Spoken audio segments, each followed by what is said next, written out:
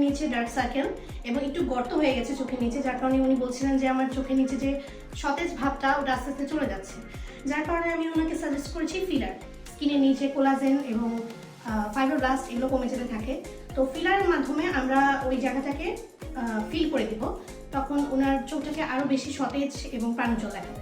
আমরা under eye filler, এমনকি নাকের দুই পাশে ভাঁজ, যেটাকে আমরা ন্যাজোলেবিয়াল ফোল্ড বলি, এখানে বা আমাদের মেরিডিয়ান লাইট যেটা আছে সেখানে, নাকের রিশেপিং বা অনেকে চায় যে বোচা নাক একটু উঁচু করতে কিংবা একটু শেপটাকে ঠিক করতে, কোনো ডিফর্মিটি থাকে সেটাকে কারেক্ট করতে, সেক্ষেত্রেও আমরা ফিলার ব্যবহার করে থাকি। ফিলারের রেজাল্টটা সাধারণত 8 মাস থেকে 1 বছর থাকে, এটা ডিপেন্ড করে পেশেন্টের স্কিনের কন্ডিশনের উপর। ফিলার একই সাথে স্কিনকে রিজুভিনেট করে, টাইটেনিং অ্যান্ড লিফটিংয়ে হেল্প করে এবং স্কিনকে একটা ইয়াঙ্গার লুক দেয়।